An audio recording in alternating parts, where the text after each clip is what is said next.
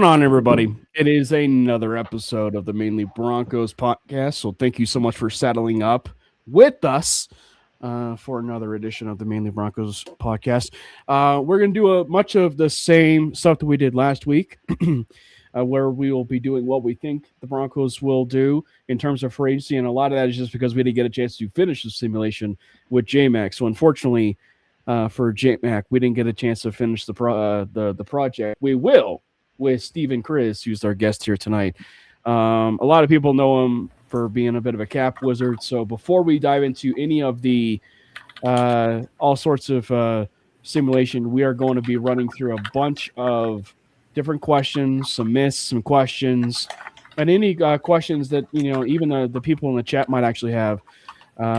So first things first, make sure you hit the subscribe button to the MHRT Network page over there on YouTube.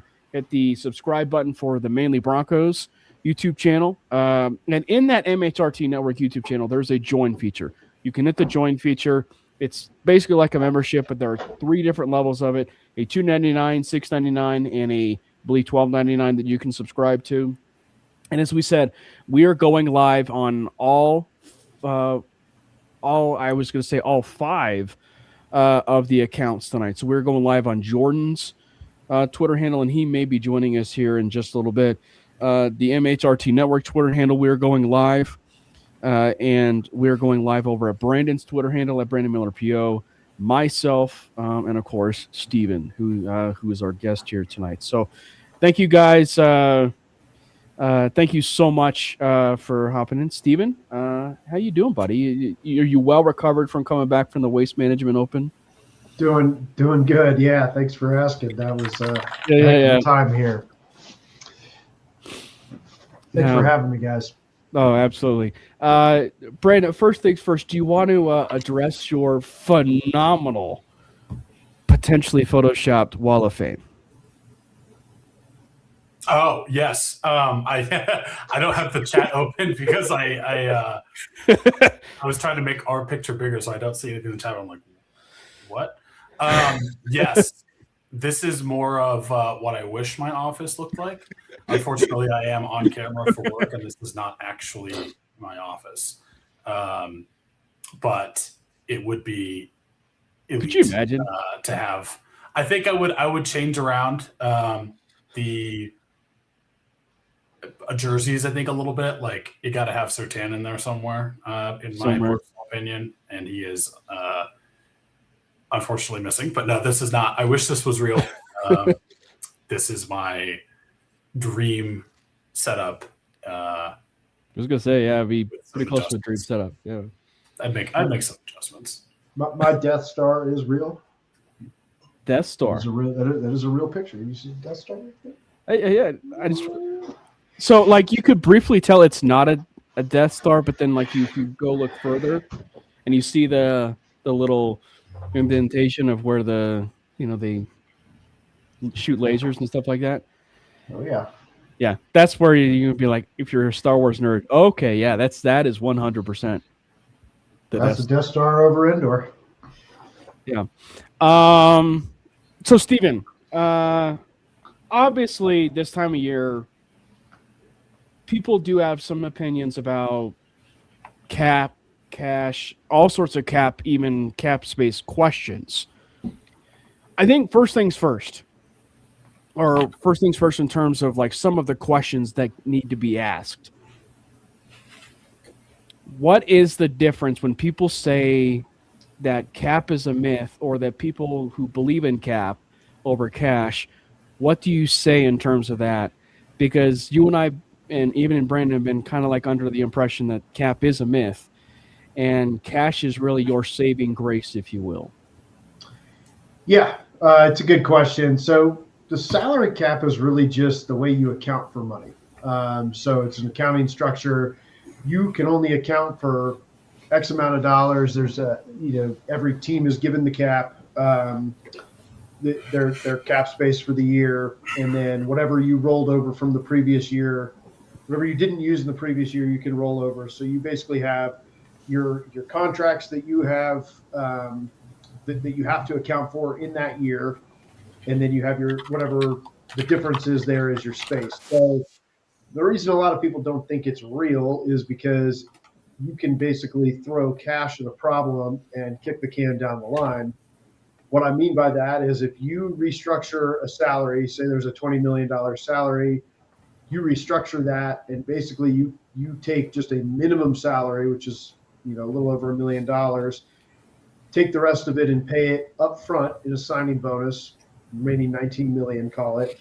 Then you get to actually account for that 19 million over the remainder, prorated over the remainder of the contract. So if there's 3 years left, whatever 19 divided by 3 is, that would be what goes against the cap in this year, but then it would also go against the cap next year and the year after that. If you cut the player before that's over, then you have to take all of that money that you paid and account for it in the year that you cut them, which is what leads to dead cap hits. So yes, there teams that can pay more in cash up front, which it does vary team to team. The Broncos, of course, with the richest owners in football by a long shot, don't have any problem, front loading these contracts.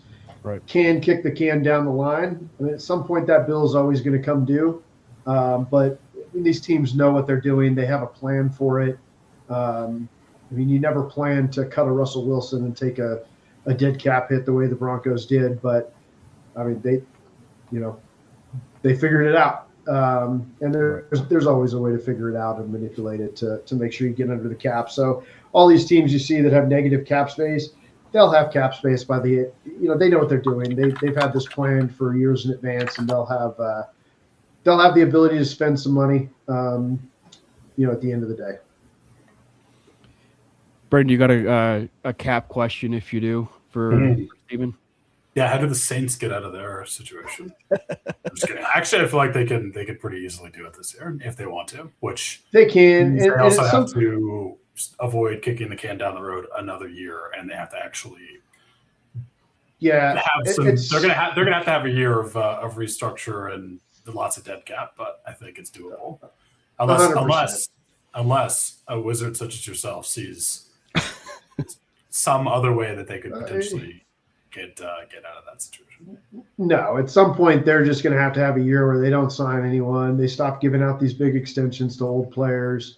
They're going to have to take a year where they are strapped in the way that the Broncos were in 2024, the first year taking the Russell Wilson hit.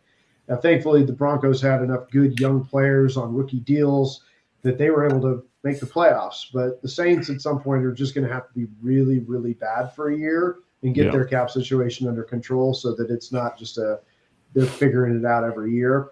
They just gave away so many bad contracts for so many years, which was dumb because they weren't in contention.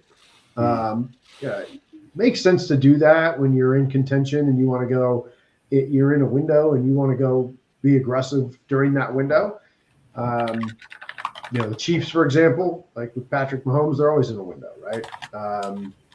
So it makes sense for them. The Saints didn't make sense. Like they didn't have a quarterback. They didn't have established coach. Like it just didn't make sense for them for a really long time, but they'll figure it out. Yeah. They've also seemed to be getting incredibly lucky with how much the cap continues to increase. I think it's going to be up like $20 million this year or something, which is insane. It's the first time I think it's going to get easily dug out of that. Well, not easily, but if they wanted to, they could easily get out of it and they would suck. But, Well, I was going to say this is the first time it's been at the – I was going to say this is the first time it's been at the 300 mil mark than I can recall. Because like it was reaching close to that area, if I'm not mistaken, before COVID. And then COVID threw everything out of whack. In terms of all that, COVID. But I think it went up because even between 24 and 25, it went up like 20 million. So it's crazy. Good. So there was 1 year where it went down. It was probably the only time it'll ever happen, and it's because what the cap is and the reason it goes up and is because it is a percentage of the revenue. So all the teams have an equal revenue split. So if they're getting more money from TV contracts because every year those contracts go up, if they're getting more revenue from other sources that maybe they didn't even foresee, they got to split that evenly with the teams, and that's how the teams. It's just a percentage. So the more money the NFL makes, the better they do. Now they had the COVID year where they lost a lot of money, and instead of punishing the teams in that year, they basically took that hit that they took in that 1 year and split it over a couple of years. So that's why you saw it go down for like a year. But then the new TV contracts kicked in that they negotiated, and the NFL is not going to start making less money ever. Just won't happen. Every time they renegotiate a deal, they get exponentially more money, and then that's why you just see the cap going up and up and up the way it is, and it's not going to stop. So the good news for everyone that wants the Broncos to be fiscally conservative and not spend all their cap space, like, guys, it's going up, and we know it's going to go up, and we can project roughly what it's going to go up, and it'll probably come in over. So I'm really looking forward to this offseason. Yeah, and obviously the cop-out answer, and it's the right answer, but like it also affects everybody, right? Like that's the thing, is like as much as it affects the Broncos, it affects every other team because that's the cap number for the entire NFL teams.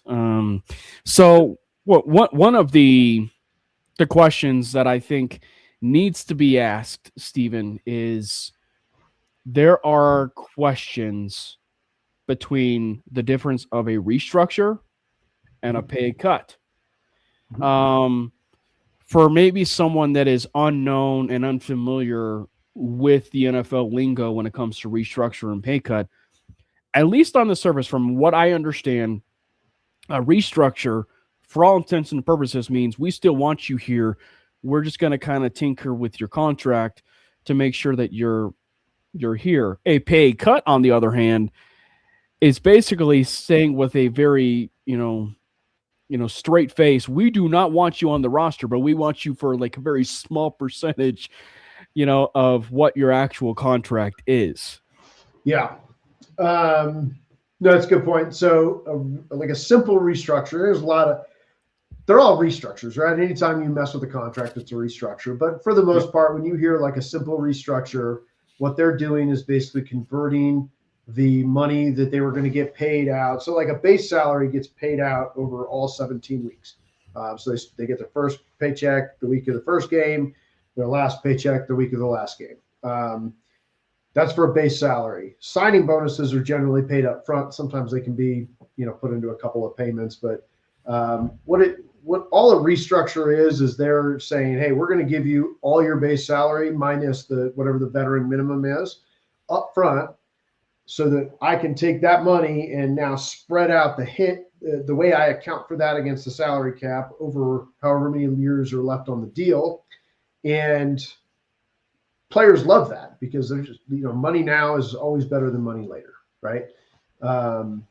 So they're getting all their money up front essentially, and just taking the minimum salary across their base across the year. A pay cut, you're absolutely right. They're basically have said you are not worth the money that you are getting paid on your contract. You do not have guarantees left in this deal, and we can cut you and move on, right? So they're saying this is what we actually think you're worth, and either you can take that pay cut or we'll cut you and you can go try and get more on the open market, which, an agent's going to take a look at that and say, okay, what do we actually think we're worth on the open market? What are the comparables? We can get more than that. So go ahead and release me and I'll take my chances in free agency.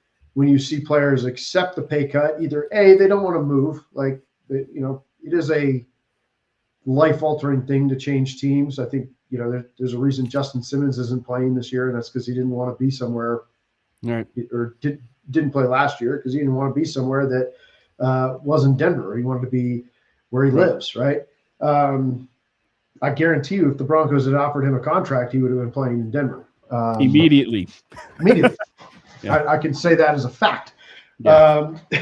But definitely, so guys take pay cuts because either it's like, hey, I don't want to up, I might be able to get a little bit more on the open market, but it's not worth uprooting my family, uprooting my life. I like the team. I like the coaches. I think my role in this team is going to be better. Or the agent is sitting there and shopping the market and saying, hey, man, I don't think you're actually going to get any more than that. This might be the best deal you get. You might as well just take it.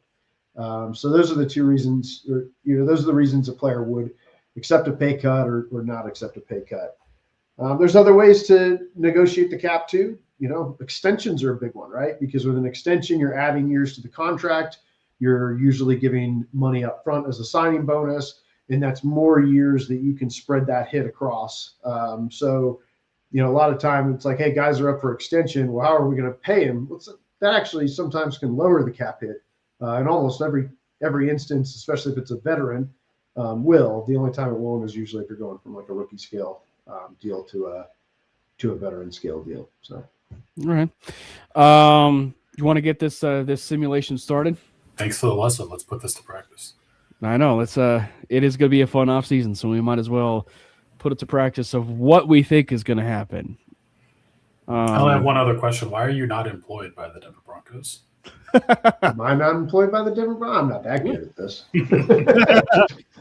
Yeah. I was going to say, if he was, you probably would be either working side by side or taking Rich Hurtado's job. That's true. I could do Rich. If I invested all my time into it, I could do Rich's job. There it is. All right. So the first page is where you do cap management. And this is where you can click on your restructures, maybe do an extension and restructure, Steven, or just simply cut a player. Yep. Actually, as we're looking at this, I have one other question. Is it ever beneficial for a team to actually use I know I kind of know the answer to this question, but I didn't answer my first question. What situations would it be beneficial to actually use the franchise tag? Because I know for some, like a lot of times when you look at, because it's like what the market value for the position or something, like for some positions and players, it's like actually a terrible idea. Yeah. So but I know that like there are some where it kind of makes sense. But in general, it doesn't necessarily seem like – it seems like a breaking case for emergency and you can use it if you need it, but it doesn't actually seem like it would be worthwhile 1A strategy. Yeah, it's usually more of a threat and it'll get used, but the whole idea is it's a placeholder to buy you more time to get an extension, right? Oh, yeah, totally. I think the actual use cases for it, where it actually makes sense to tag a guy and expect the guy to play on it, are some of the positions where some of the top rookies and some of the top veterans don't actually make all that different of money. Running backs are a really good example of that. If you're a top 10 pick in the NFL, like even on that rookie scale deal, because the value of running backs is so low, the value of that deal is not all, the annual value of that deal is not actually that much different than like the top, say 5 guys in the NFL. Of course, they still get it a little bit more, but I mean, what the franchise tag is the average of the top 5 salaries at the position. So if you start looking at running backs, there's not a ton of high paid running backs. So the average value of that is not all that much. Running backs also have a short shelf life, right? So that's where a lot of teams just have, like a lot of running backs have a really hard time getting to that second contract with their original drafted team. Because do we really want to pay this guy? And, he's going to be good for 1 or 2 years of the extension, and then he's going to fall off a cliff, which happens all the time with running backs. So that's where I think it actually makes sense. Like, hey, we know we can get one more year out of this guy, and then he's probably gone. Maybe we franchise him again. And for a running back, that's not a terrible deal because that's 1 year where you're getting a pretty high deal. So it can kind of make sense for both sides. Sometimes I would say from a player's perspective, the running back, because of their short shelf life, is itching for that one-time guaranteed big payday, right? So Interesting.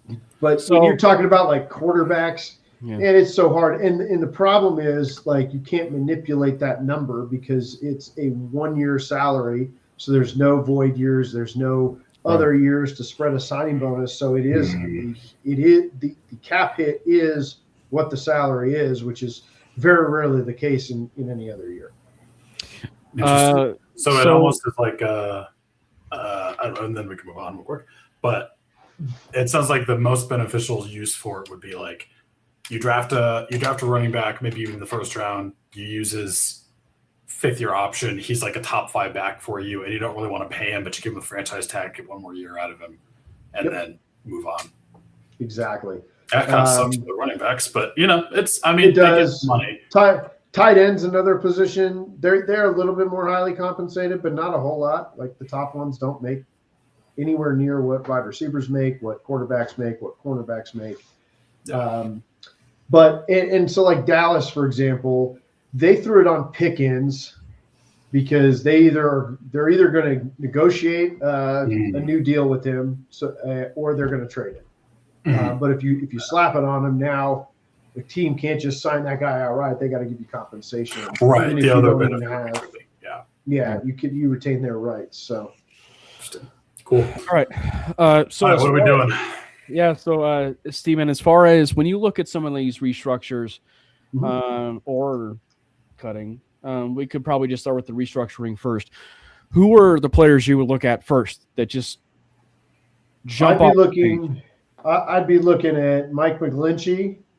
Restructuring him is going to free up about $11 million. I'd be looking at restructuring Quinn. So looks like McGlinchey. Let's just start with that one. McGlinchey, looks like you could do one with a void year. You can also do a standard. The cap savings says that pops up with about $8 million. The void year can also bump it to about 10.5 with the new cap hit of 13.2. Yeah, I would just be looking at a simple restructure there. Quinn Miners, that should bring it quite a bit down. Another standard? Yeah. The bumps it up to about 47.2. This Anybody really else? makes it cool to see like how easy it actually is to gain cap space if you really need to. Because I feel like a lot of times like you'll go into the offseason. I mean, like I get it because like most fans, really with the exception of Steven here, are not that well versed in the cap, myself included. Right. So like being able to see, and shout out to the guy that developed this, like it's insane. You can make 2 moves and like you're up to almost 50 million. Yeah. The third move I would foresee here, and this is just my guess, I don't know. With the way Palczewski played, filling in for him, I would think Ben Powers would be a pretty good chance to be cut. Okay. I was going to say Ben Powers would be on my cut candidate list. Is there anyone else we'd want to restructure? I just don't think you need to. I think if you're cutting Ben plus restructuring those two, I mean, you're taking yourself up close to $60 million. Can you extend Brandon? This is, I think, one point that I think you and I made, or actually you made, if I should say in the Slack chat, which is we could actually extend Brandon, but also restructure Brandon Jones in the process. Mm-hmm. Right? Do you think that actually happens? So he's 28 years old. 27, actually. I mean, I think some of it's going to come down to how he recovered from that torn pec.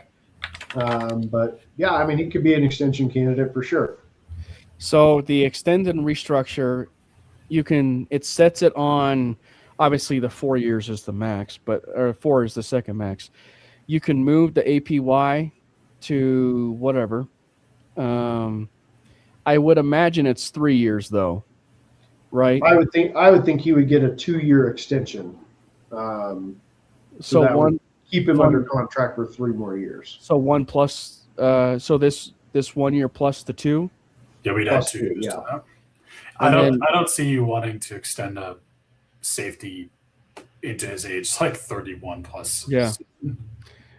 And because he was signed for less than 10 last year, or his first year, if I should say. His deal was pretty. We got really good play out of him for the way he. So would you think it's 10? That's a good question. Give me a second. So the way I generally do this, right, when I start trying to figure out what's a guy worth, I'm going to go to like an over the cap or a spot track, and I'm just going to look at the salaries at that position, right? So it's all about comparables. Who's he better than? Who's he not better than? Where is he in line in terms of his age? Because, older guys are going to drop down regardless. So if we look at, the top of that market, that's Kyle Hamilton. He's got a $25 million average salary with 82 guaranteed. He's 25 years old. Obviously, Brandon Jones isn't getting that. Hufanga got $13 million a year at 26 years old. So Brandon's a little bit older than that. I don't see Brandon getting that $13 million a year. I think you're probably about right when you say he's going to get more than the 6 and 2/3 that he got last time. But probably he's not getting more than Hufanga got. He's coming off an injury. I would say that $10 to $11 million APY on a 3-year deal, you're probably guaranteeing in that. You're probably guaranteeing a year and a half of that extension. That's $15 million guaranteed, $16 million guaranteed would be the way I would formulate that deal. So the total deal, the way that they structured this is 3 years, 29.3, and it says that the cap hit for 2026 saves you about 1.6. The guaranteed structure based on and comps is about 80%, and the total including rolling would be 90%, so 18 million guaranteed.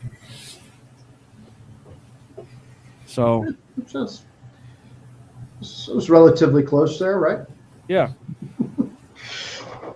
It's about 10 to 11 a year. That's about 30 million over 3.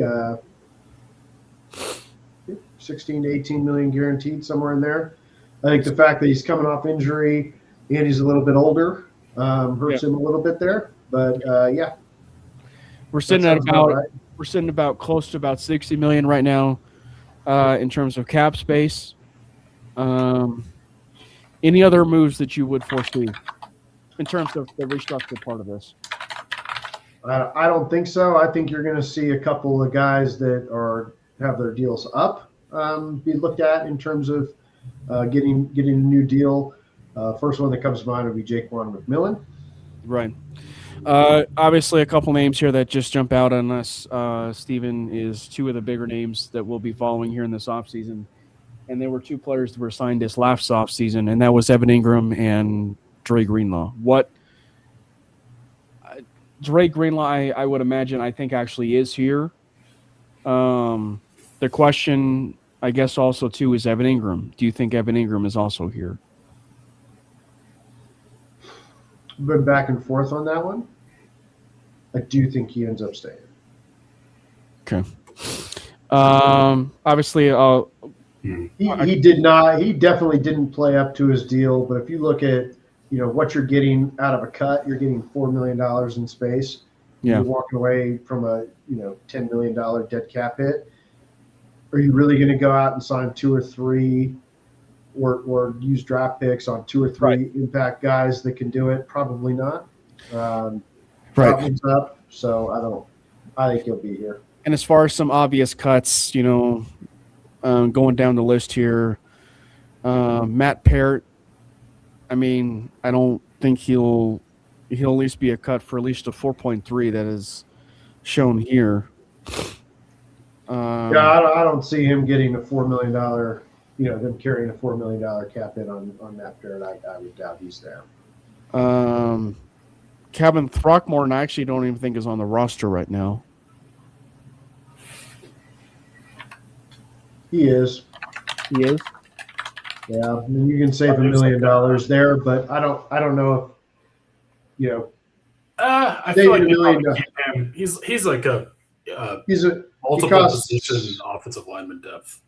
and what who else are you going to get for the veteran minimum to replace him? So you free up $1 million, but then you got to replace him with somebody else that's going to be $750,000 at least, maybe now more Johnny than $1 million. Now Johnny Walker, obviously, Johnny Walker's not even on the team. Johnny Walker is on the team. Well, according to Over the Cap. So so I use a different calculator. For anybody who wants to kind of nerd out on this stuff, if you go to Over the Cap and go to their interactive cap calculator, it can't do as much as this site, but it's pretty fun to play with because you can do a little bit more in terms of the way you structure a deal. You can structure a deal exactly the way you want to. Okay. I do think one other potential restructure that could happen is DJ Jones, because you can get like $8 million or something close. Do you see that? Do you see that, Steven? Yep. Yeah. You get up to $9 million. So when you do the restructure there, it has the new cap hit of 9, but So the question though I would say is like, why are we doing that, right? How much more money do we really need? That's what it comes down to, for sure. It's like, are we trying to go after someone in free agency, or personally, I think in a trade? Like a trade would be where I would see this happen more. Yeah. I don't think there's necessarily a reason to, but I do think that he's just someone to point out as like, you could do it if you need some more space, if you're trading for wide receiver that I'm not even going to mention a name because there's a couple of guys out there that could be available. Sure. Yeah. So, and some of it comes down to how much longer you think DJ Jones is going to be on the team, right? So when you restructure someone, that means if you cut them a year down the line, you're just taking a bigger cap hit. So, with some guys, hey, I know they're going to be on the team no matter what. Like, we ain't cutting them after another year. It makes sense to restructure them regardless, because even if you don't use the space, you just get to roll it right over to the next year. So it's all kind of a wash. But it is better if you don't really need the space. You don't know how much longer the guy's actually going to be on the team. Those guys get a little bit, you shy away from restructuring those guys a little bit more because, next year we're going to do it. Well, we could have just taken that cap hit equally in this year and have a lesser dead cap hit next year if we didn't restructure them. So, for sure. Yeah. Well, let's move to the next phase because I think we're done. We're pretty much there as far as the cap management. Yeah, where do we wind up? 62. Basically 62. Mm-hmm. That's a good, healthy number to go make some moves. We started at basically 30. So it's about 30 million that we were able to get to. And not to mention, I assume it's 33.2 in dead as well. In terms of over. We're not in dead cap hell, if you will. All right. Now these are trade offers that are recommended to us. One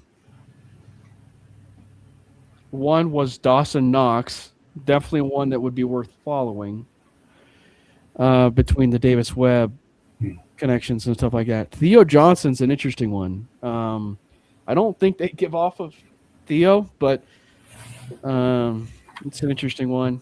Trey Turner, that's an in-division trade that's not happening. DJ Turner, Josh Downs from the Colts, Trenton Simpson, Keyshawn Booty, Bobby Okereke. Some of these are some weird trades, man. I had one the other day. I had one the other day when I first started the model where Dexter Lawrence was offered up as a trade. And I did see there was a rumor that he actually could be available. And also Roquan Smith from Baltimore was offered up from a trade. That's crazy. So can you put through whatever trade you want, or do you have to go with the options that they give you? No, you can build your own trade. So like you can actually build your own. That was going to be my question: is who would you like realistically of who's available and the needs of this team? So I think who's available is I mean, I think who's available is, who I think might be available might not be in reality available. But where I'd like to see this team go in a trade is at the wide receiver position. Okay. The Broncos need a wide receiver one. Let me tell you why it's always better if you're going after these positions, why trading for someone's actually better, especially if they've already got paid. So the way contracts work, and the reason there's dead cap, is because when you give these signing bonuses, whoever pays the money has to account for that money on the cap. So generally, when you're giving out these big contracts to, from Miami, say Jalen Waddle, they paid a good $20 million in a signing bonus that went towards his guaranteed money and went towards his AAV. So when you trade for him as the Broncos, you don't have to pay that $20 million. The Dolphins have to account for that money. So the cap. So when you see someone's cap number, you don't trade for a cap number. You trade for his base salary and any bonuses that have not yet been paid. So think roster bonuses, option bonuses, things like that. If it has already been paid, signing bonus, which is always the biggest bonus, you don't trade for that because that money was already paid by that team, and that team has to account for it on their salary cap. So when you trade for Jalen Waddle, if you actually go and look at his contract, he's got like a $7 million salary this year. That's what actually I think it's like a $2 million salary and a $5 million option bonus. That's what you're trading for. So his cap hit is $7 million to the Broncos, whereas it's more to the Dolphins because they have to account for that money that they already paid. So are you suggesting Jalen Waddle as a trade? That is a guy that I think we looked at the deadline. I think that was confirmed. I believe he wants to be here. He wants to be here. And I mean, the Dolphins seem to be in a fire sale. Now, is he actually available? Probably. What do they actually want for him? That's a different story. Right. And I think going more than a single one on Jalen Waddle is probably a little much. Another name that I love, who I have to imagine could be available, but I don't know if he actually is or not, is Marvin Harrison Jr. I mean, that's a guy that seems to be a little bit discarded in Arizona, maybe fallen out of favor a little bit, didn't have the results that they wanted. He's only a couple of years away from getting paid, and I think he's a guy that possesses the traits to be, a top 5 receiver in the position in the NFL. And trading for a guy on his rookie deal that still has a couple of years left of cost control is even better. But again, it could come down to the cost. So I also don't even think Kyler Murray's going to be playing in Arizona anymore, so they might go through a full takedown. I don't know. But what do you think about the name I had in mind? And this was you don't need to do like a DJ restructure for someone like this because it's only going to be like $14 million. Is AJ Brown. I think his official salary next year is like $1.7 million or something, but his like proration or whatever that is option is $13 million. Yep. And so let's take 29. Let's take a look at his deal. So 2026, he has a $1.3 million base salary and $8.6 million cap hit for their signing bonus that the Broncos would not take on. $13 million option bonus, so you're and $250,000 workout bonus. So his cap hit to Philadelphia is just over $23 million. To Denver would be about $14 million. It's a good name. I think he might be more available than. I mean, this opinion also came about before Miami decided to look like everything is available for sale, but AJ Brown, I do not think wants to stay in Philadelphia. Yeah. It's not a very fair offer last year. The new GM wants to build around him. I have heard that Jalen Waddle is one of those foundational pieces that they don't want to move off of. I would, if they get a 1 for him, even if it's pick 30, that might be hard to turn down for a team that's going to be going through such a massive rebuild. So what would you think? Because I agree with you. If they're ever going to be trading for someone, it has to be a wide receiver. So if you're going to go off of reasonable, and this is the tricky part of like what we think happens when we get to the trade market. So would you say they probably lean maybe more so the Marvin Harrison route then? That's probably my favorite target because he's the youngest of the bunch. I think he actually has the most potential of the bunch. He's the cheapest of the bunch because he's so young. That's my favorite trade target. Whether or not the Cardinals make him available, whether or not you're going to have to give up a first-round pick for him, I'd be looking to do like a 2 and a 3. You can also unlock. You can also unlock on here their June 1st. So like his June 1st is minus 10 mil, and if you were to unlock it, it's like 1 million. For plus 1 million. What do you in a trade or a cut? I don't know. There's this June 1st option, if you will. So yeah, I can explain what a post June 1st cut is and why you see that. So basically, if you cut a guy with a post June 1st designation, you can cut him whenever. You don't have to wait till June 1st. Basically, what you do is you're taking the cap hit and spreading it out over the next year. So that's what they did with Russell Wilson. So instead of taking like, what was it, like 100 million, 90 million, whatever, they basically got to break that into 2 chunks. However, when you do that, you can't use that cap space that you're foregoing for the next year. So it doesn't it's good. You could basically spend like up to that amount, and you're going to get that cap space after June 1st, but you can't actually spend that money until after June 1st. If you do a post June 1st trade, it works the same way, but you actually have to wait until after June 1st to execute that trade. So is Marvin Harrison the target here? I like Marvin Harrison. All right. So you said, what did you do in terms of the 2 and a 3? I just have to put this out into the universe, even though I know that it will not happen, but just in case I have any goodwill built up and this is a miracle that could come to fruition, I would love to trade for Garrett Wilson. It is never happening. There is absolutely no way that they're trading him. Yeah. But man, it would be nice. So just as a reference point here, they only do 2 years, this year and 2027 as far as picks. So just FYI. Yeah. So like a 2026 2 and a 2027 3. Well, I don't know if that'll get it done. It's all about how Arizona values him, right?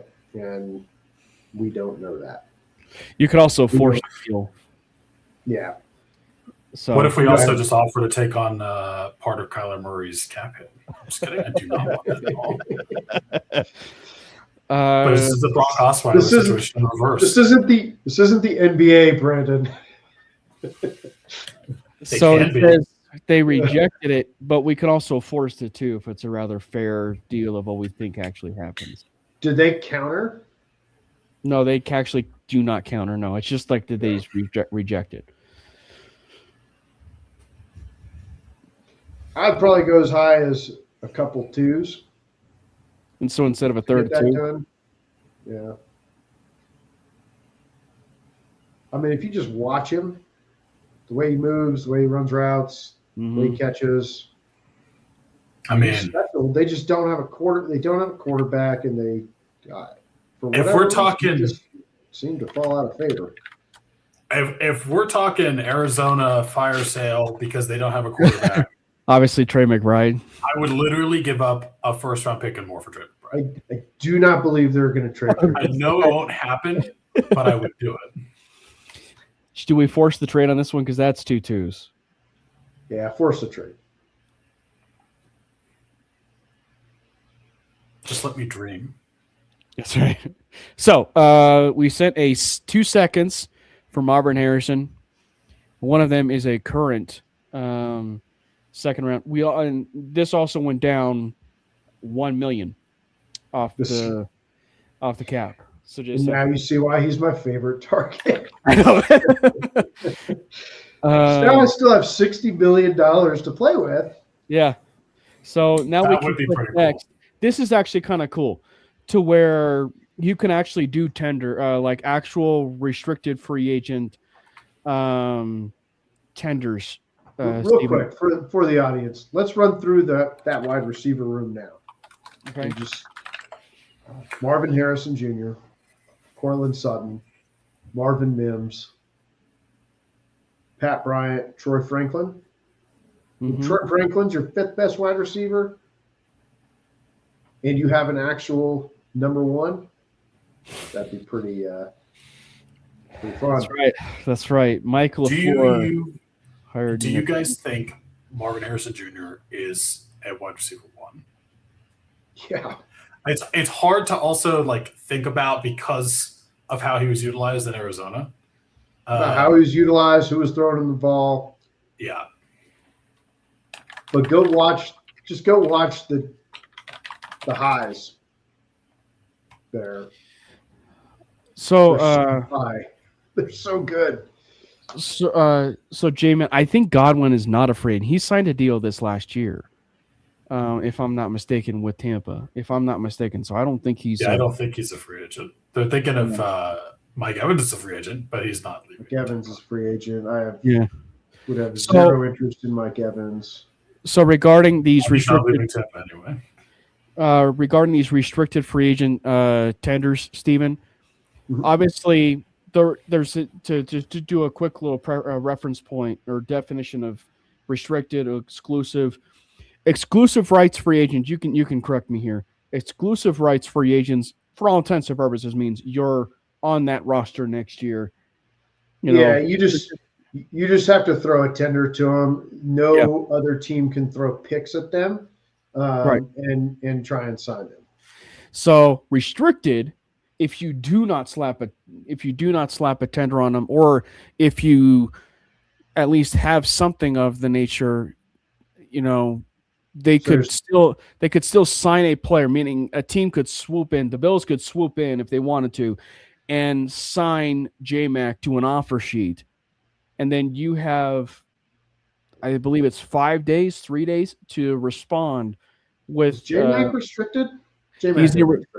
He is a restricted free agent. So that's why it's one of those things. I'm tempted to be I'm not tempted, but I'm at least having the thought that some team could still come in with a deal and sign him to an offer sheet. But it's also one where you have to decide if you want to do a first-round tender, second-round tender, a normal restricted free agent tender. Ooh. So there's 3 tenders with restricted free agent. So a team would give up whatever round he was originally drafted in, and if he was undrafted free agent, you don't give up anything. And that's the normal tender, correct? That's it's called the original round tender.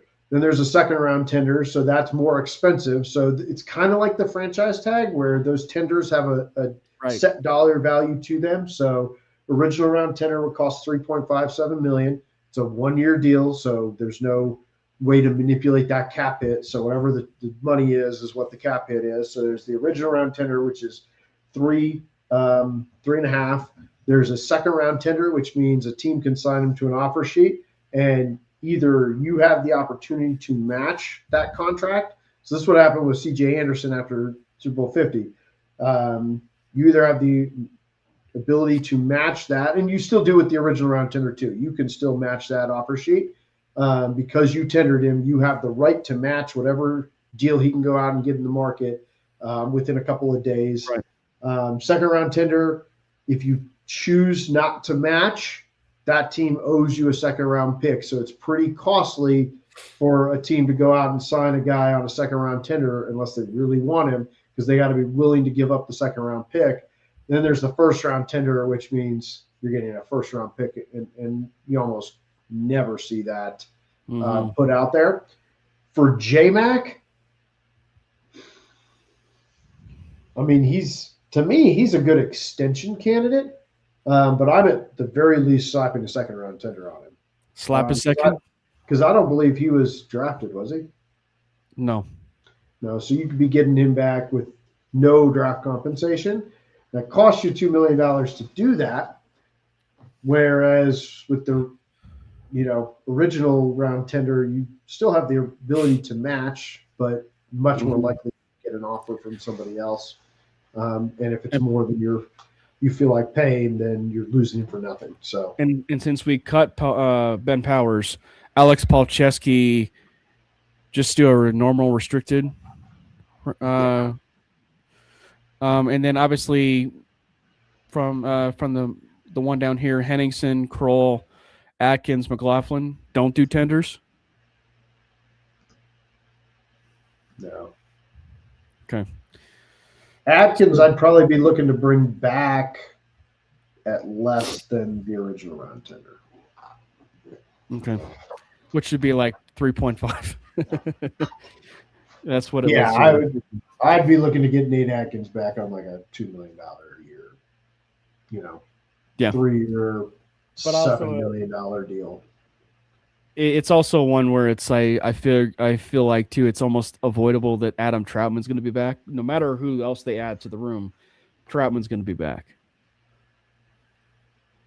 So I don't know. I would see them drafting a guy and going out and signing a guy. So confirm just those two guys. Yeah. Okay, we'll confirm some chicken tenders. So as far as free agency, this is where you can actually focus on some of your in-house guys. Mm-hmm. So here's where it gets interesting.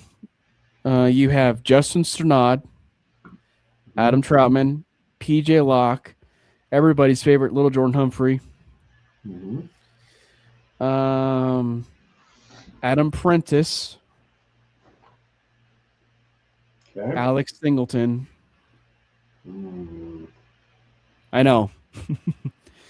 That Alex Singleton number, just FYI, Listen, is Alex Singleton gets a lot of hate, and I don't think he deserves as much hate as he gets. You could do a lot worse than Alex Singleton. Yeah. You could do better, but you could do a lot worse. And right now, it's pretty hard to ignore the market for what it's showing here, which is 2.1. He's not going to get a long deal. No. I love Alex Singleton as a depth linebacker. Like all day long, I would keep him. He's great in the room. Just all around good guy. But yeah, he's a captain, 32. Right? He was a captain. Like I would absolutely keep him, but I would also attack that linebacker room. I don't want him to be. I don't think he should necessarily be your like full-time starter. I love having him in the room. I'm okay with keeping him. I'm okay with. I'd even pay him a little bit more than this, but right now, I agree that I think he's overhated, and I think we should upgrade. But I'm okay with keeping him. Well, let's start with the one guy I think that is absolutely going to get a deal, and that is J.K. Dobbins. Okay. Do you think it would be a 1-year deal for $2.5 million? Do you think they also still sign it back? Oh yeah. Okay. I don't think you want to bet on J.K. Dobbins staying healthy for an entire year, but the way that guy loves the Broncos, and it's kind of hard to ignore what he is and the value you're going to get from him, because he's not going to cost a lot of money because he has yet to prove that he can stay healthy for a year. If he does, you're getting the ultimate value. If he doesn't, you've hedged with someone else. So do you one of the things that we cut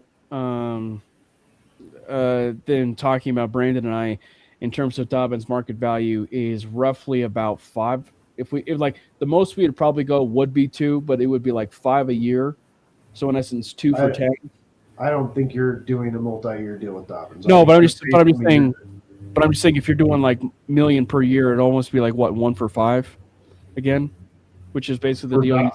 For Dobbins, I don't think it's that much. I think it's 1 for 2.5, 1 for 3. Call it 3.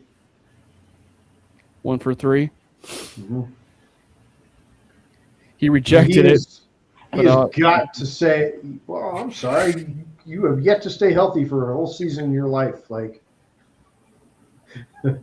that's why I want Dobbins. That's why I think Dobbins will. Yeah. I do too.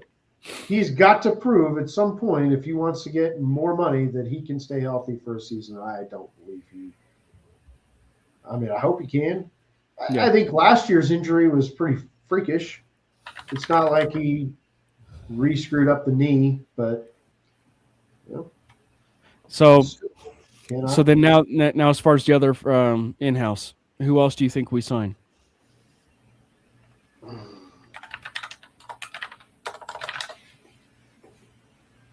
Goodness, Justin Strnad, when did he get to be 30? I think you're bringing back PJ Locke. Okay. I think you're giving him probably 2 years, $6 million. A year, do you mean? $6 million total, 3 a year. That's another one of those guys I think got a little bit too much hate. Like, you could do a lot worse than PJ Locke as your number 3 safety. Devon Key is actually to Dempsey. Devon Key is actually an exclusive rights free agent, so he's basically guaranteed to be a Broncos still. We tendered that, right? I believe so, yeah. Or we can retain. There you go. We can retain. Yeah.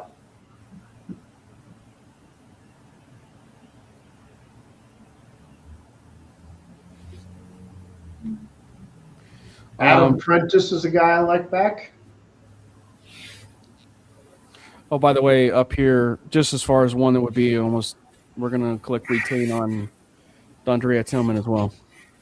Do you guys think there's any chance or scenario that we find a way to keep John Franklin Myers, or is he just gone? Because I feel like he's just gone at this point, which makes me really sad. There's no reason why they can't keep him. And pay him a decent contract. Like, what did he do? Is he in the doghouse for some reason? I don't know. This feels like a situation where he's getting up there. They've got a lot of depth at that position. And he's – the only thing I can think is he's a little light, right? And I could see them wanting to stuff that middle of that line with another bigger guy that can hold up a little bit better against the run. If you look at the way Buffalo ran the ball against us with their massive O-line, I mean, there's a reason they ran the ball against us 2 straight years as well as they did. It's because we have a great pass rushing D-line. We hold up well against most O-lines, but some of those massive O-lines like the Bills have, we struggle against because we're still a little bit smaller. So I could see them wanting to, maybe go and use a draft pick, like a first-round draft pick, to replace him with somebody that can also get after the passer a little bit better than like a DJ Jones, but also hold up in the run a little bit better. He's getting up there a little bit. Are they going to want to pay him? He's due a pretty decent payday based on the way he's played for 2 years. Do they think that they can replace that with someone? And I've got a name in mind. Someone that'd be dirt cheap, still plugging away. Mr. Denver's own Calais Campbell. I think would be a really good JFM replacement. So as far as the last, it seems like the last person to touch would be Alex Singleton. I like Adam Prentice, if we can look at him. We were able to get him for like 1-for-1, basically. Perfect. Exactly the type of numbers I would be looking at. That's so a I think perfect, it comes down non-use check fullback salary right there. Yeah, I think it not Singleton, right? comes down to Sternad or Singleton. Personally, I'd rather pay Sternad. I think he won't cost quite as much. He's cheaper or he's younger. Better coverage as well. He's a pretty core special teamer as well. Yeah, I'm bringing him back.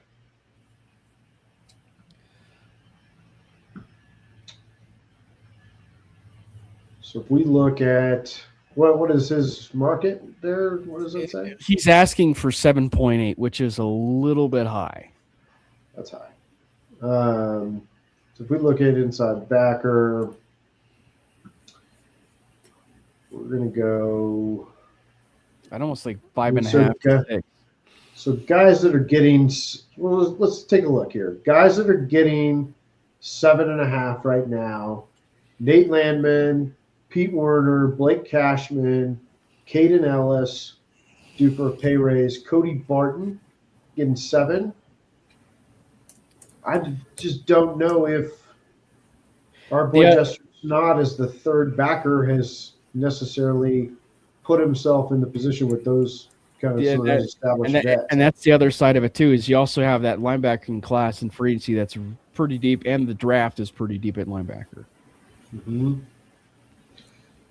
So I think he's looking at something closer to what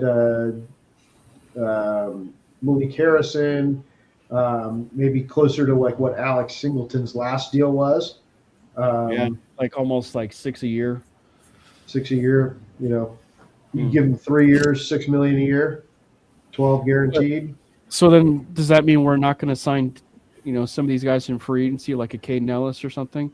Because I figure like if I don't believe that to be the case. Yeah. So you think that we'll probably end up rolling with Sternad as the starter then? No, I think Sternad is getting that to be the third backer. That seems a bit high though, isn't it not? How much cap space we got? 42.5. Mm-hmm. And you're looking at probably a $4 million cap hit on that deal. It's pretty good for good depth when you've got a guy like Dre Greenlaw that has had some injury issues. It just feels weird, specifically if he came back already from Carolina. I don't know. It'd be kind of hard. Like I think he would want to only come back if he's starting, though. Meaning Sternad. Perhaps. I mean, get a chance to compete for that starting job. You could always cut Dre Greenlaw in camp. True. Yeah, I mean, you bring up a good point. Like, does he go somewhere else for equal or a little bit less money for the chance for a guaranteed starting position? Maybe. Has he earned a guaranteed starting position? Probably I don't think so. Yeah. I mean, do you have a lot of teams that are like, hey, I got to go get Justin Sternad to be my starter? So then, as far as some of these free agents now, what we thinking? What positions first? I assume running back. Running back. I got a guy for that. Oh, I would like a little Breece Hall. I could see that. Like he fits everything that we want to do. Like he's been in an incredibly poor situation.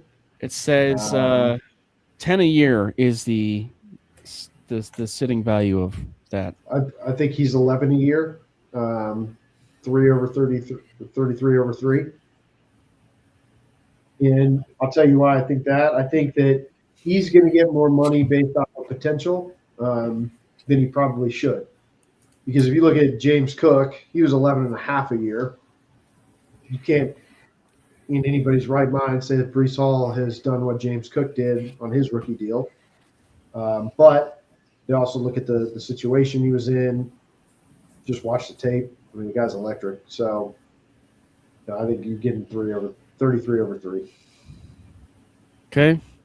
So right now it says our future risk is we are minus 3.4 below the cap right now. In future year? Yeah, future risk. That's okay. There's plans for that. Kate Otten, tight end. Would tight end be the next one? I like David Njoku. David Njoku. Was that up top here? I think at this point in his career, he probably blocks about as well as Troutman. He catches the ball so much better.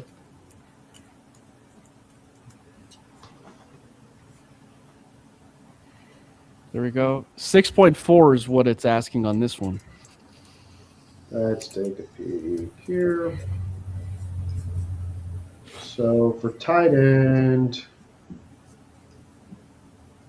let's look at our comparables.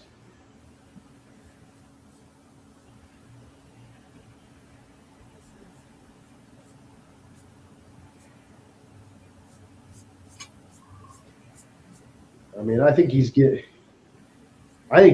10 to 12 a year.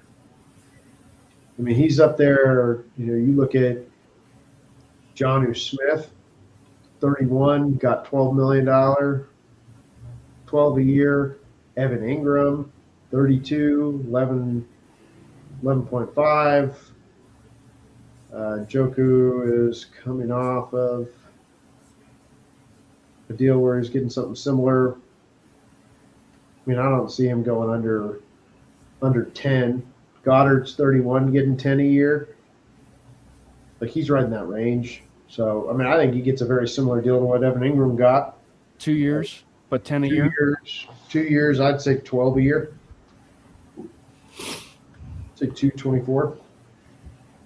Probably guaranteeing 14 of that.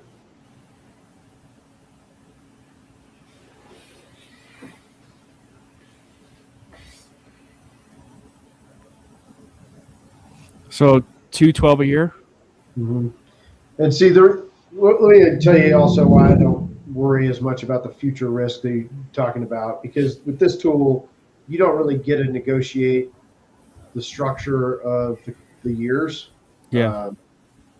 And so, like, a lot of new deals actually end up pretty cap friendly for the first year or two, and then backload some of those cap hits. And I think that's kind of what you'd see here, is you'd want to basically be looking at my caps year over year over year and kind of basically placing the cap hits where it makes sense. So I think you'd probably be looking at, next year.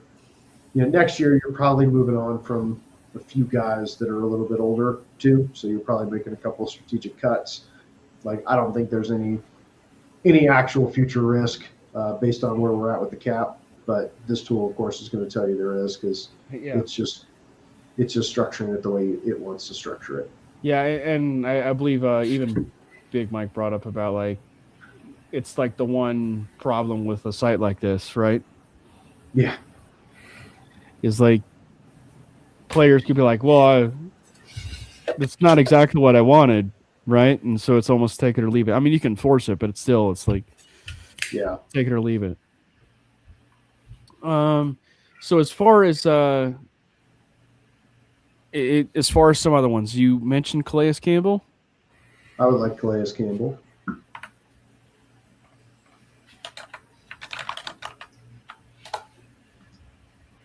He's 39, man. He's going to be 40 before the start of the season.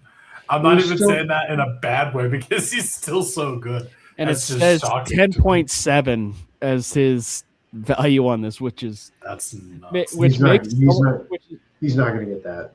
No, but it makes somewhat some sense based on the production that he's had his entire career, but also his age, he's not getting that.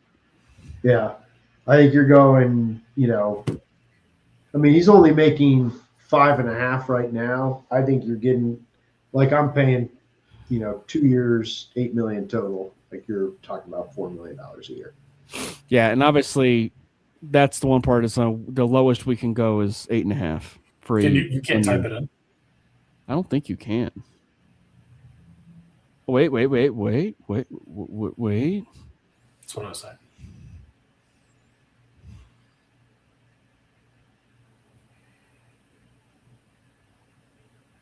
Oh, Yeah, don't click. Just do. Yeah. don't click. Just do. 1 for 5. Do or do not. There is no try.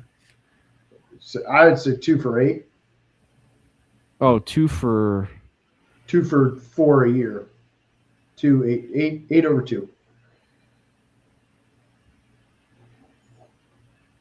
I don't think this will allow us to do that unless we force it. Of course not.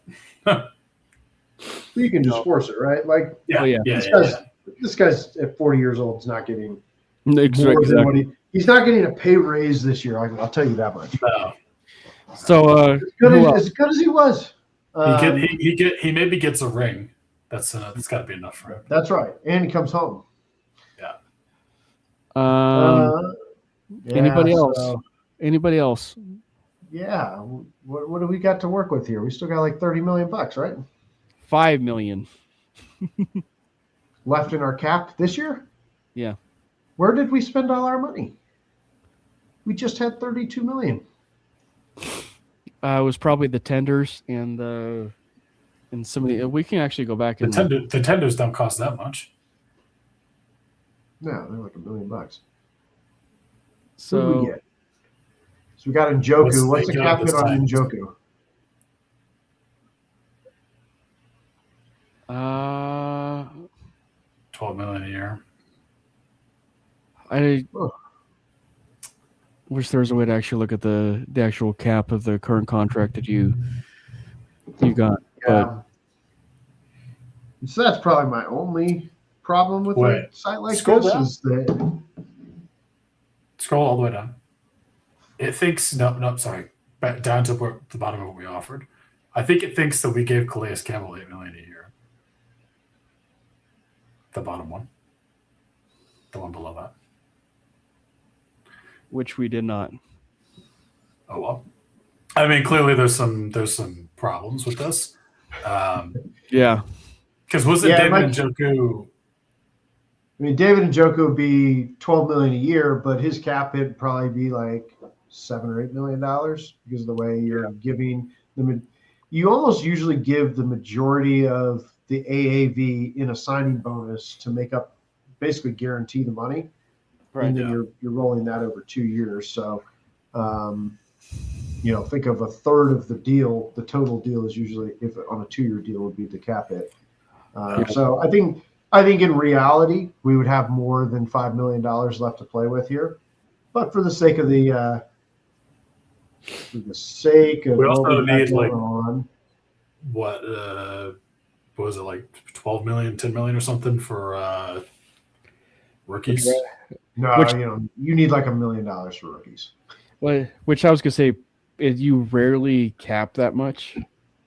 Yeah, so let me tell you that misconception that some people are like, hey, you got to look, you got 7 rookies and one's $1 million and then everyone's 700,000.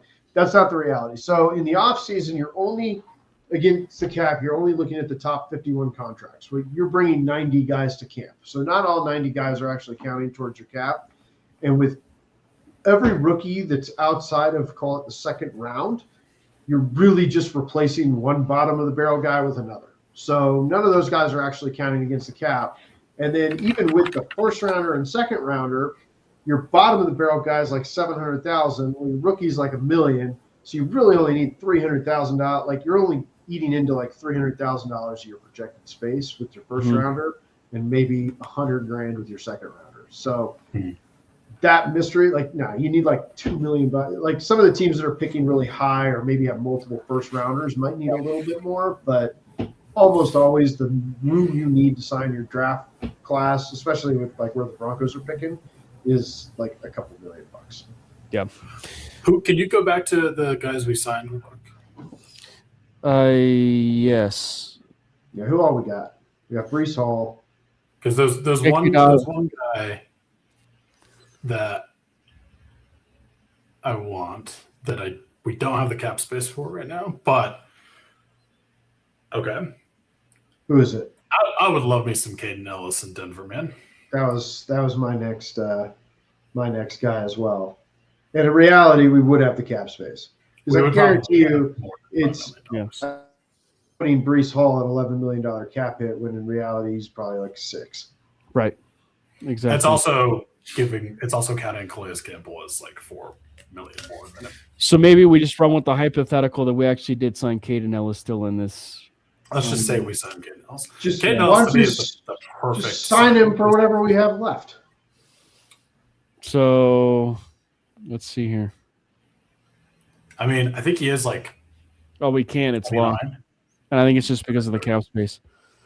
Oh, yeah, it doesn't let you do it. Yeah. All right. Well, let's just assume we signed him. We'll just assume we signed him. And we'll assume we signed Caden Ellis. So, yeah. So then we'll just do the draft. Then this is when we load into the draft. Oh, God. I have no idea what's. Jordan Tyson went to the Jets, 2nd overall. David Bailey and to the Chiefs. I hate that.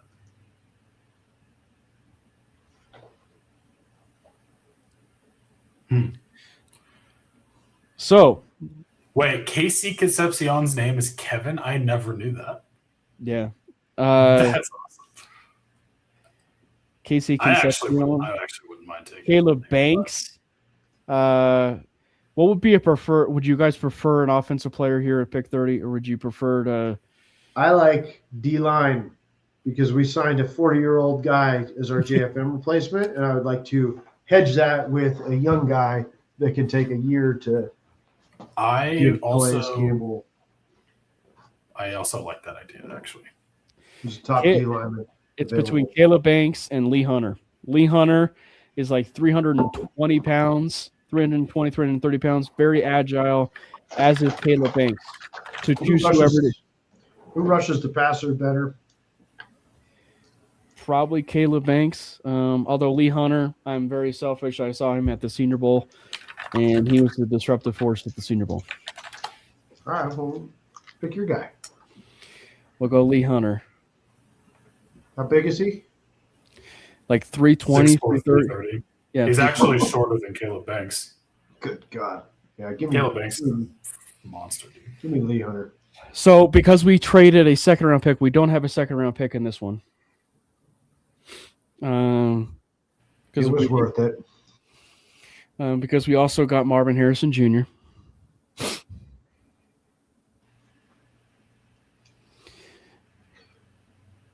This is pretty cool site. I mean, clearly it has some flaws, some work to do, but now we can go get another running back if we want. Dude, Kyle Lewis, though? I don't need another running back. I have J.K. Dobbins, Breece Hall, and R.J. Harvey on my roster. Yeah, I don't think we need another running back. But I do want another tight end.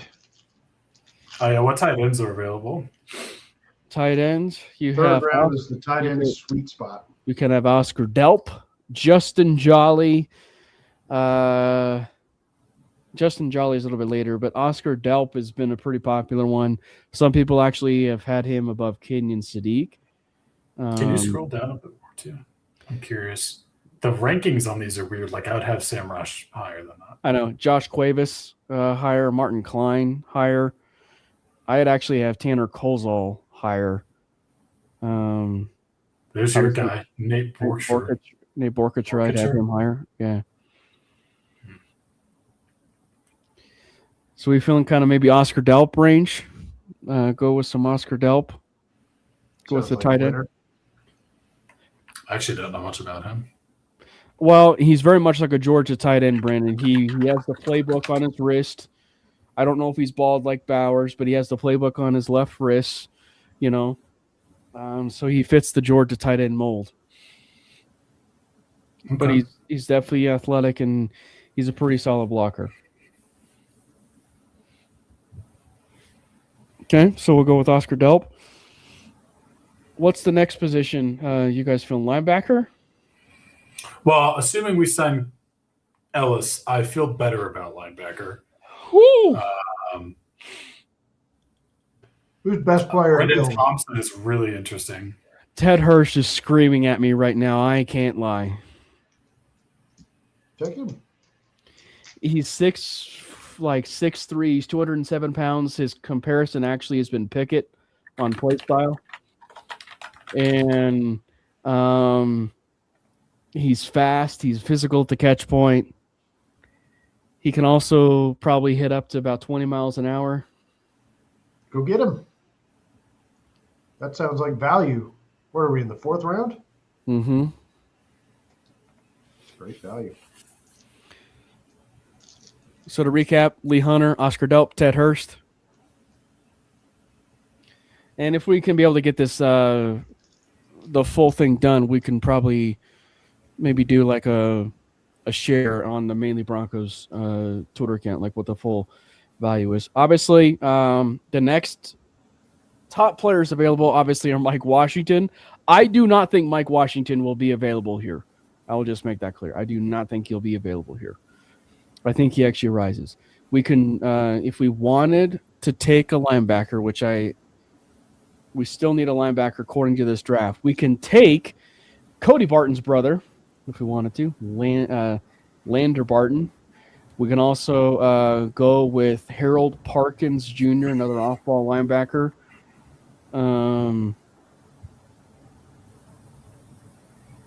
Some of the other needs they say is running back, but I don't think we need a running back. But it's also saying offensive tackle. You got any guards in there? Let's look.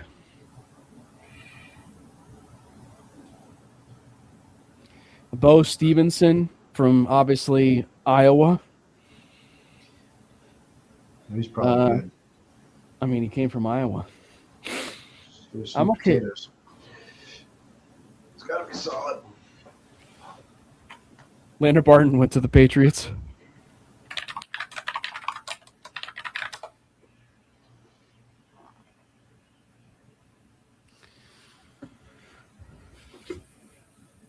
Can't wait for the Patriots to win 7 games next year. Next one appears. This is interior offensive line right now. Drew Aller is the top name on the board. Sure. I wouldn't even mind double dipping a tight end, honestly. Yeah, But I just like Sam Rush.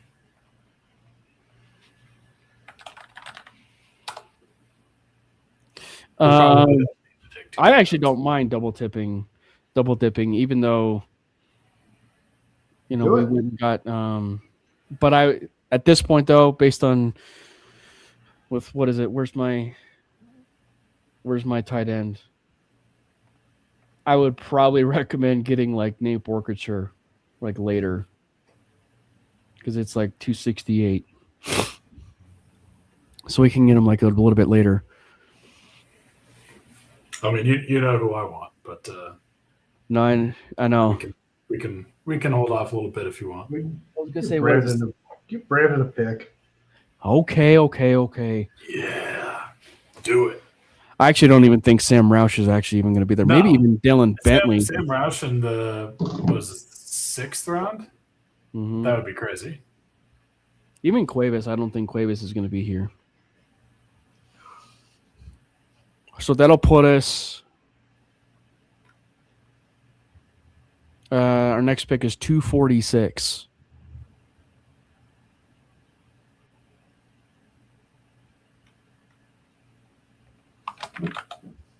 Elijah Pritchett was taken, and he's actually not even draft eligible. We thinking maybe developmental tackle? We definitely need some depth at tackle.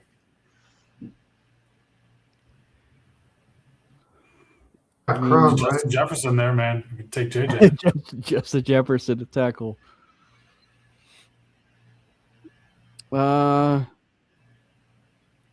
we double dip with some Iowa? Sarah will love it. Yeah.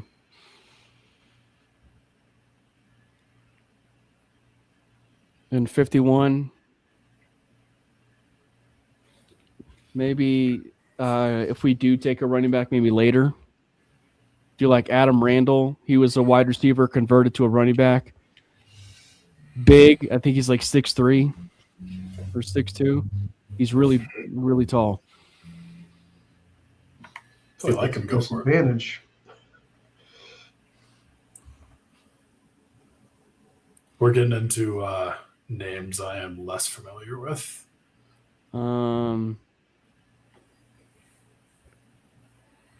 Jack Kelly. I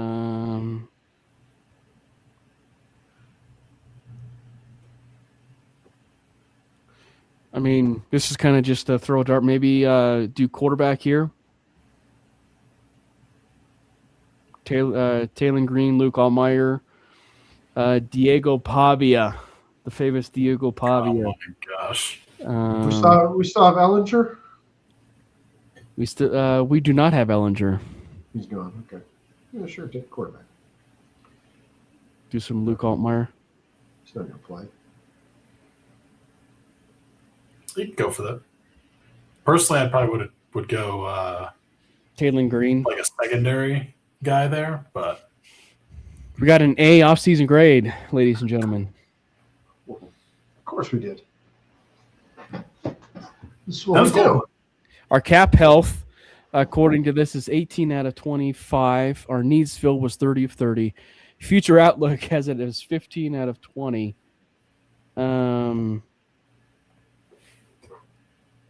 So I'll have to be able to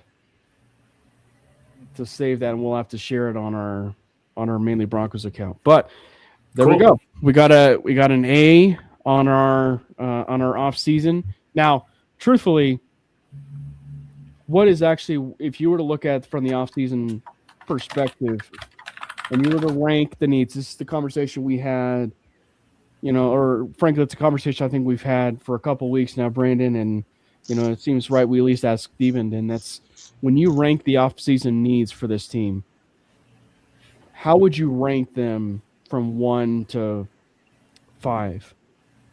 Got to go wide receiver 1. Number 1. Running back, probably number 2. Yeah. Tight end, probably number 3. Injured D-line, number 4. Linebacker, 5. Yeah, it's that's the thing, is like it's the same argument. And granted, it just depends on what your cup of tea is, because it's like the 3 biggest needs is tight end 1, running back 1, wide receiver 1, right? Because they really need those top shelf playmakers at those positions. They have a decent roster. They just need the top shelf, playmakers at those set positions, right? And it's just, what's your cup of tea when it comes to that? Yeah.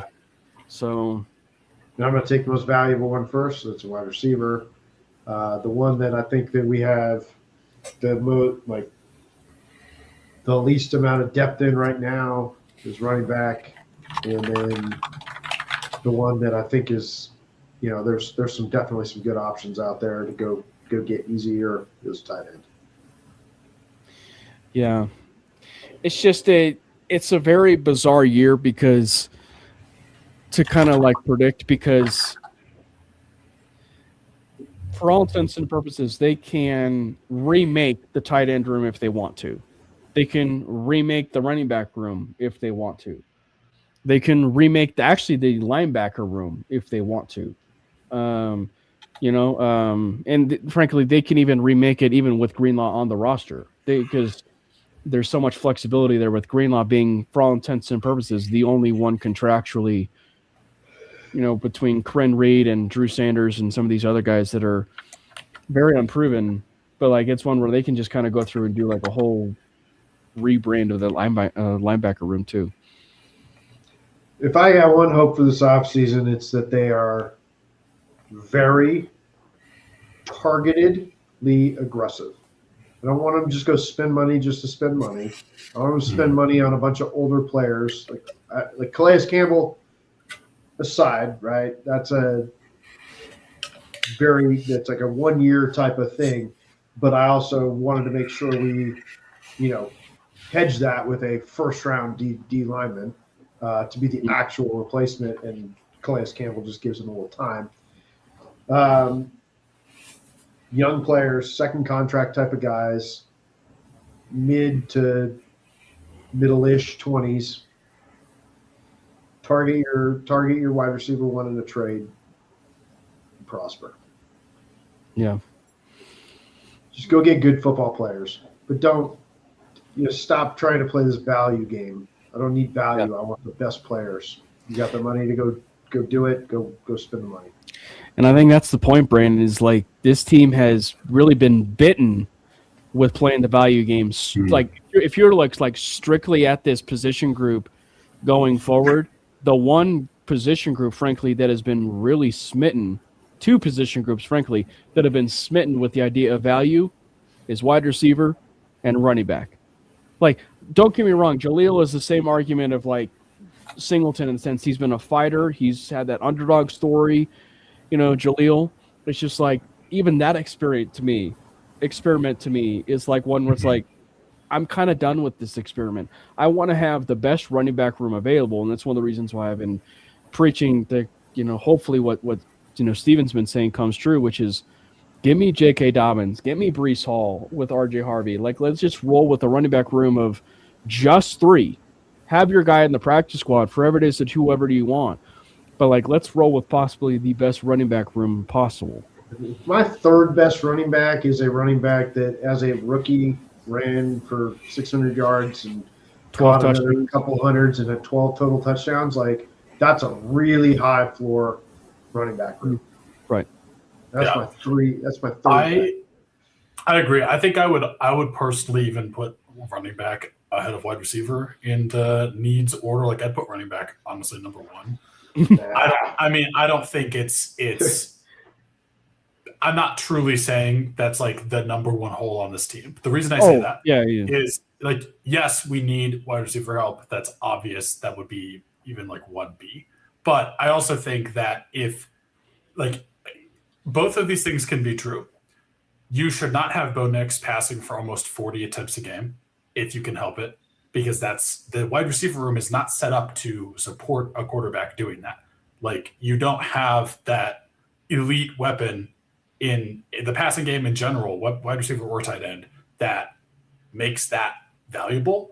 Mm-hmm. And when you are running the ball, like RJ Harvey, I'm sorry, just has not done enough to me, at least, to warrant being the guy going into this next season. I mean, obviously, like, J.K. Dobbins potentially coming back. Sure, he was great when he was healthy, but you can't say like you can't run it back with the same room. You're right. Yeah, you can't run it back. Like, you can't hold that necessarily against our J.K. Dobbins, because like it's going to happen. Injuries happen. But it's also evaluating the room in general. Something you can't ignore. So yeah.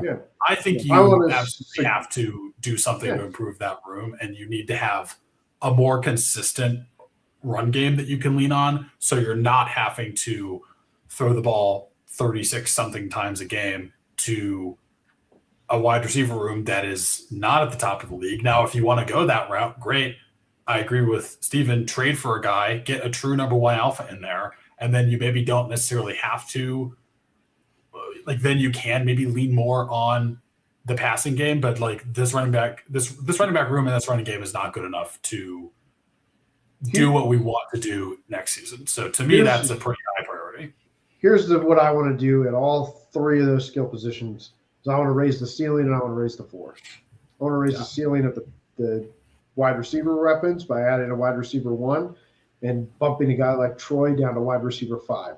I want to raise the running back room to a guy like Breece Hall that's better than J.K. and Harvey, and bump Harvey down, and I want to raise the tight end room. Linebacker room too. The Broncos have the money to do it. Yeah. They can't do it with just anybody, though. They can't go out and do what the Eagles did with Vic that year and made the dream team, just sign everybody. It didn't make sense. It needs to be fit, age, money, like all that stuff needs to line up to be perfectly targetedly aggressive. Yeah, and I think the other part that I'm kind of struggling with to a certain degree is I also want the Broncos to, when it comes to the draft and also younger players, or even in free agency at times, for some that are available.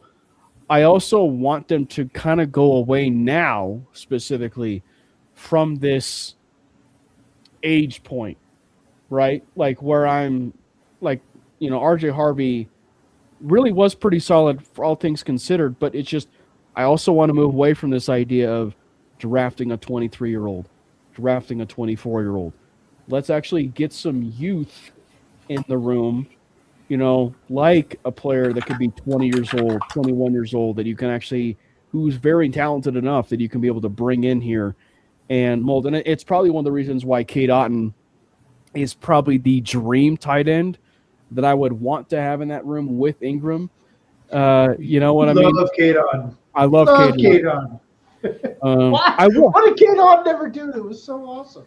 I will say this, though. It would be very... Brandon, do you remember the conversation we had with Boggins? It was the year when Boggins was actually a part of Mainly. And there was the famous conversation that we had with Mainly, and it was, who was really tight end one? Was it Trey McBride or was it Cade Otton? And obviously, Boggins from the Pacific Northwest and everything from Washington was always hyping up. Cade Otton was his favorite player of all time. Was tight end one. And obviously, we know that Trey McBride ended up being the tight end one out of that class. But it would be so funny that Cade Otton would be the player that the Broncos sign. But I just like his style and youth specifically the youth of the room of having him in. You can maybe bring Troutman back if you wanted to, or draft a tight end, and stuff in the draft. But it's just at the point where I would like to see some youth in that room, to kind of get a chance to specifically see an offense be built for that future with Bo and everything, so that it can kind of exponentially grow. And of course, and obviously that's the risk you run into with the win now mode versus also building for the future. Send the first and more for Trey McBride. I said it. Yeah, man, that'd be interesting. So it will not happen, but man, I want it to happen so bad. We'll do and hopefully I'll reach out to one of the Broncos insiders and see if we can have him on the week of the week before free agency, and maybe get a pulse of maybe where things are going. And if he was to make one prediction, who would they sign? Who he thinks the Broncos will sign? So maybe we'll see if we can get a Broncos insider on the week before. But yeah, it's gonna be a lot of fun. I do think that every offseason the Broncos have had, right? Like every offseason the Broncos have had has been, for all intents and purposes, just a step above when it comes to aggressive nature, right? Like they took risks last year. Some did not exactly work out, but they took risks in terms of injury history. So maybe they kind of take that step up just even more now that they made it to that AFC Championship game. And for all intents and purposes, it seems like there might be a changing of the guard and somewhat of some offense philosophy. So maybe, relatively speaking, so maybe they kind of be a little bit more aggressive and stuff. But yeah, I'm excited. It's gonna be a fun offseason. It's gonna be the best offseason in recent memory. And which is funny. Which is funny because we say that every single year. Well, let me rephrase. It's going to be the most exciting season in recent memory because, like, even after last year, like, okay, you see rookie Bo, you get to the playoffs, awesome. You get absolutely blown out in the playoffs. This year, you are a freak broken ankle away from maybe winning the Super Bowl. So, like, that's a pretty big step up to me. And from what we've seen from this team this year, like going into an offseason and first, like, for sure not having a question at quarterback. Yep. Yes, that was, true last year, but I think it's even more true now. And not having massive holes, like having holes on this team that are fixable in a single offseason for the most part, I think is going to make this, yes, we say it every year, but probably the most exciting offseason because, like, we are in the Super Bowl window. Like, that is a fact.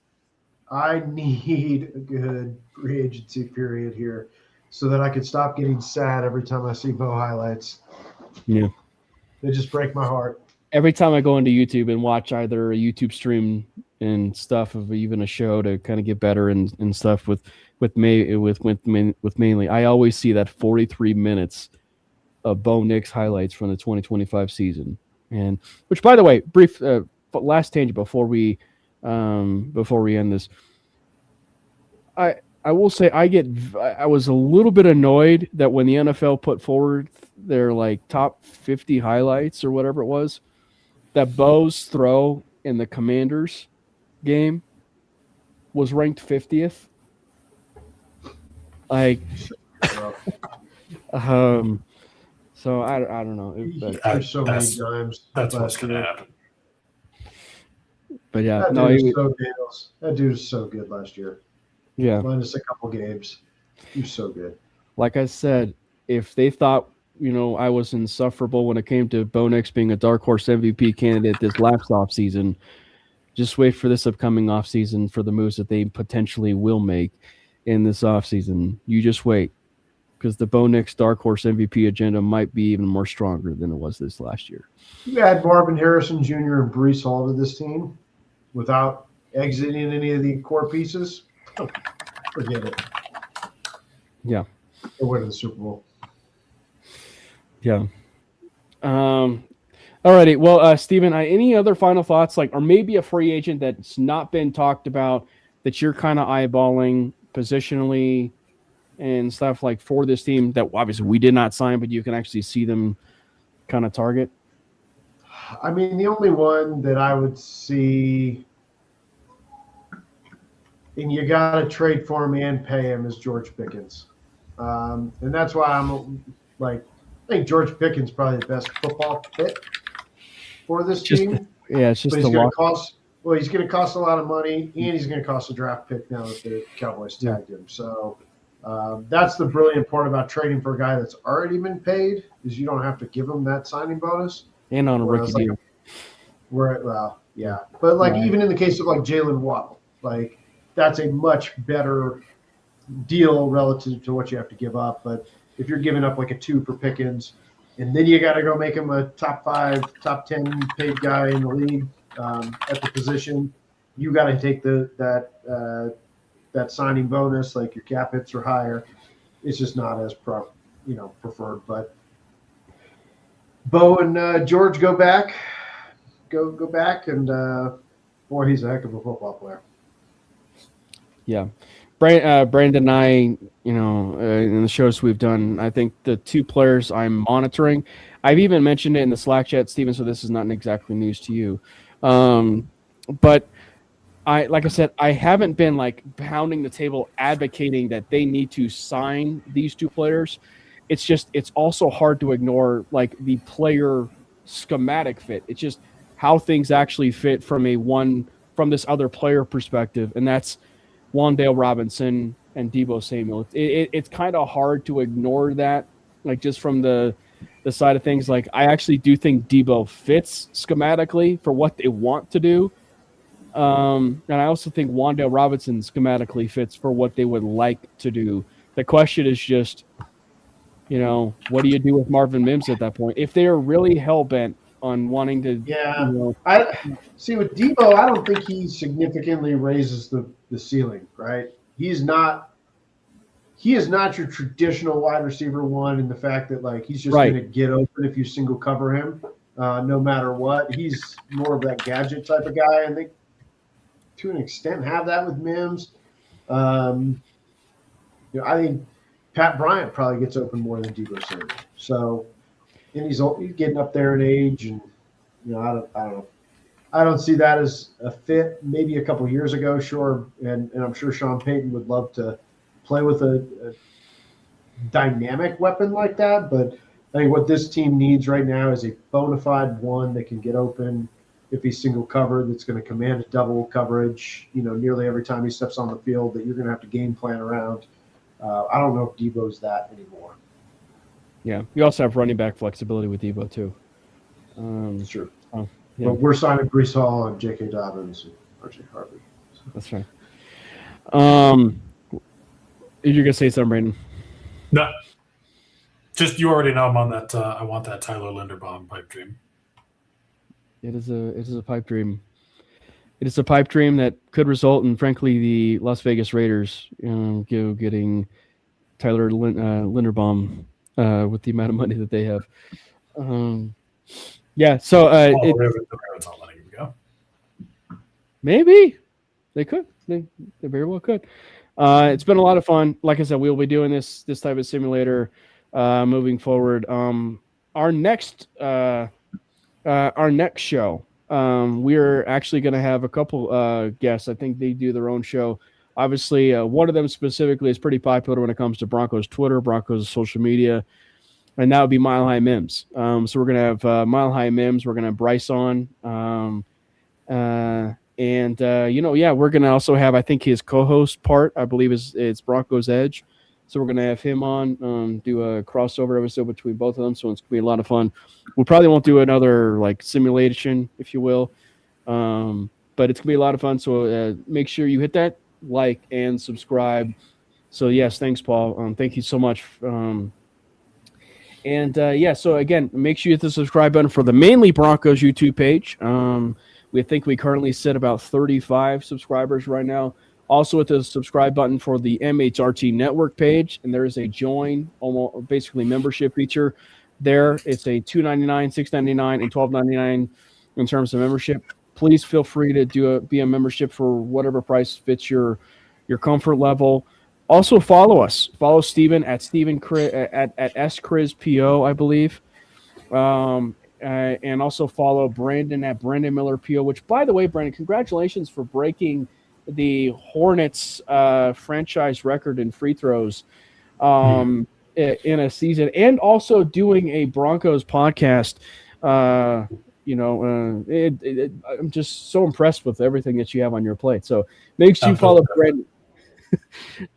Make sure you follow Brandon at Brandon Miller PO. And by the way, just because I said that Brandon Miller, at Brandon Miller PO, just for, again, he is not Brandon Miller who plays for the Charlotte Hornets. He is not. There was a reason why this guy went out to private, was because he was getting the Brandon he was getting the Brandon Marshall treatment of people actually tagging him, and thankfully it stopped. It was mostly people that lost sports bets. But no, make sure you hit the I know, right? Make sure you hit the follow at Brandon Miller PO, and also follow myself at Cameron Parker PO. It's been a lot of fun. We'll see you guys next week. The show for the date and time is probably going to end up being on a Friday. We'll get the time figured out and everything. But, so it's going to be a lot of fun. And as always, God bless Bo Nix. Let's go Broncos! God bless Bo Nix! Fast lane when I pass in the street. Bag of money in the passenger seat.